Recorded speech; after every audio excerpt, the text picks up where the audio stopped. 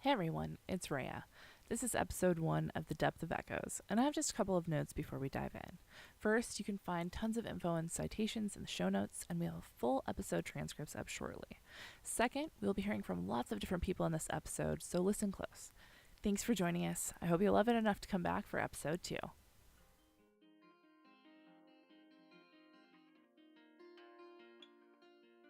Welcome to the Depth of Echoes podcast, where we dive deep into mental illness. Our goal is to reclaim community for those suffering with mental illness through education and empathy. Please remember, we are not medical professionals, and the guests that are interviewed on the show are providing general information and sharing their experiences.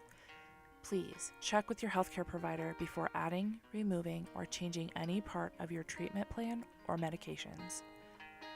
This show may contain stories with violence, situations of a sexual nature, or content that may be otherwise inappropriate for younger audiences. Listener discretion is advised. Here is episode number 1, An Intro to Madness.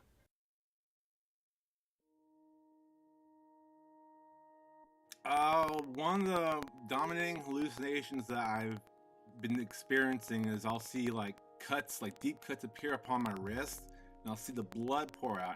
And sometimes when it's really intense, I can even feel the blood coming out and dripping on the floor. It's that intense.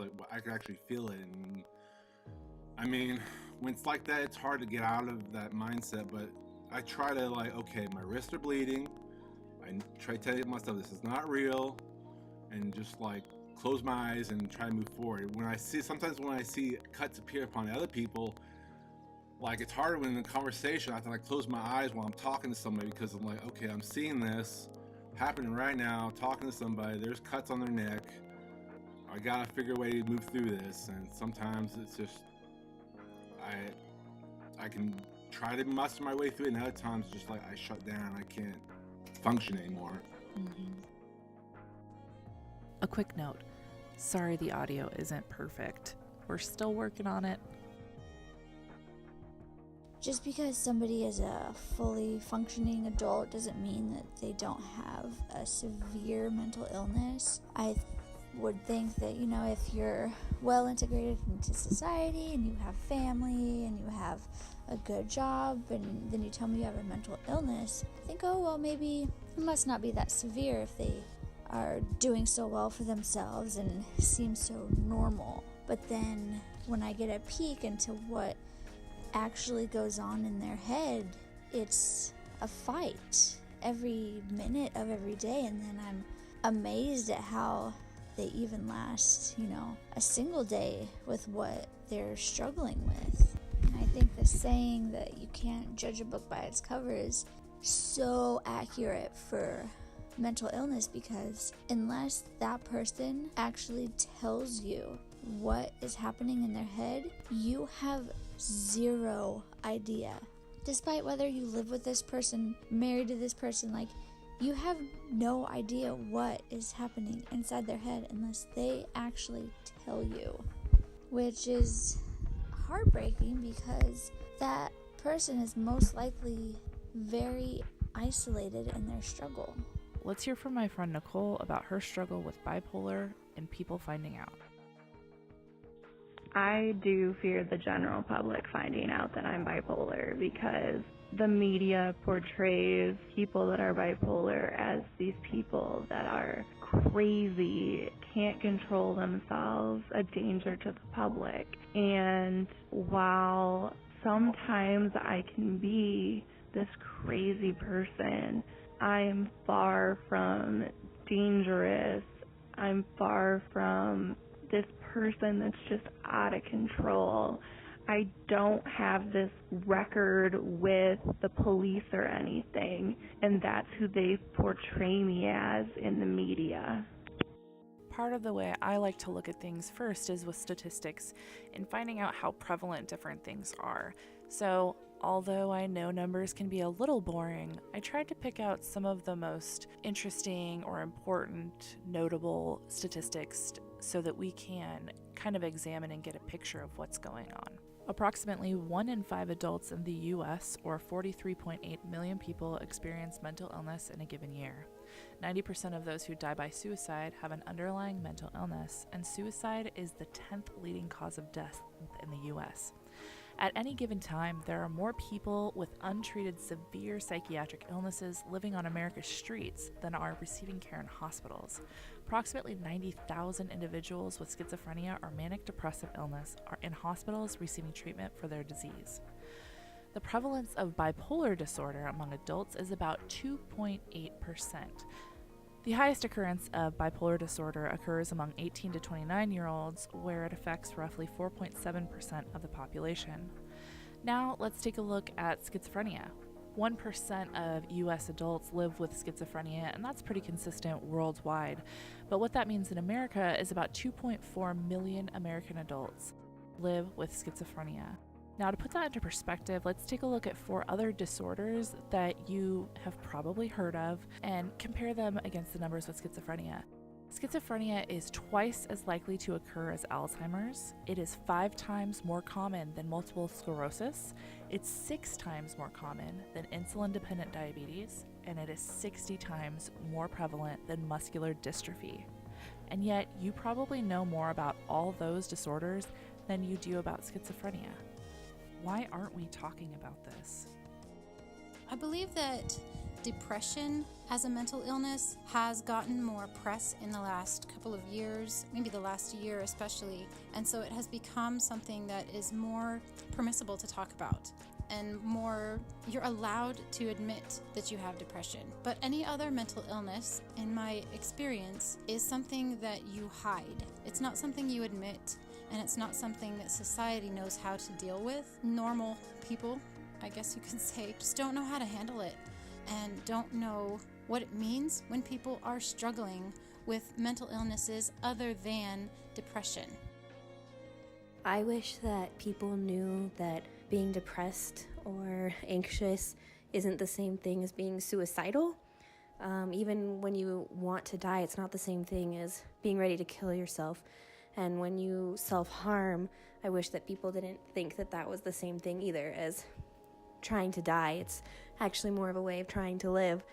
And it's frustrating that people assume if you're depressed, it means you want to die.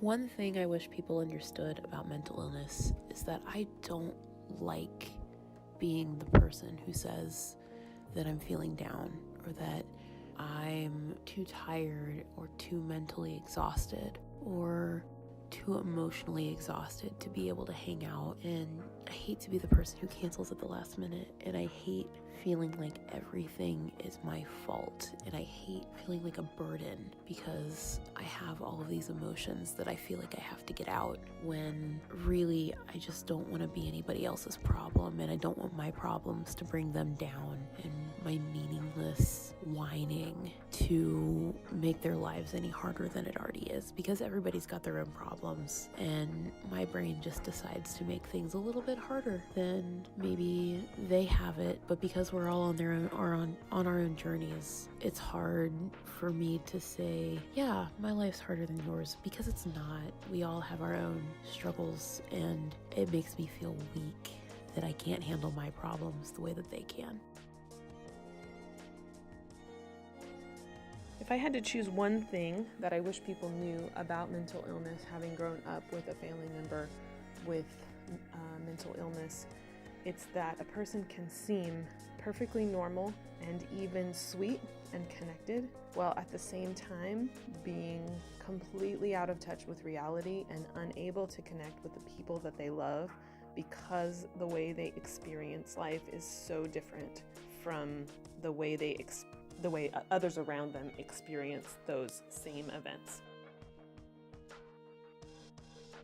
It's usually something Rayah or one of my friends have suggested. It's usually I don't see it. It's like I'm incapable of seeing it.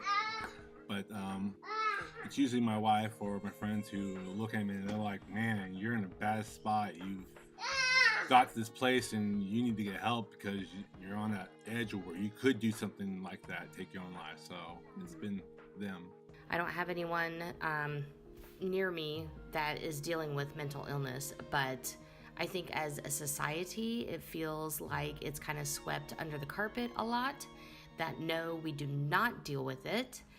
And there's a stigma to it. We all are aware of, ooh, they must be crazy. They didn't take their Prozac. And that's not right and unacceptable. But I really do feel like there needs to be more address about it, and not a stigma.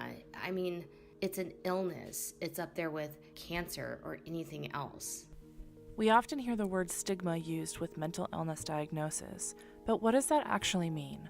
Stigma, according to the dictionary, means a mark of disgrace or a stain as on one's reputation. Hey guys, it's Liz. I am a person living with a mental illness, and I'm also the step-parent to a 15-year-old girl living with a mental illness. I don't worry at all for myself.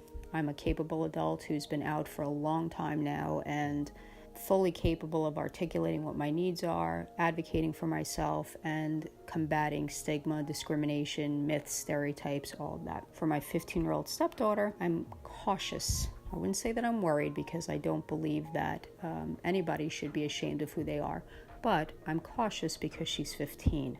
The world's a cruel place, people are mean, and because of all the misinformation out there, I think that I would feel better if she was more grounded as a person before she took on being open all the time about what she's going through, just because of the world being what it is. Here's my friend Josh weighing in on his experiences.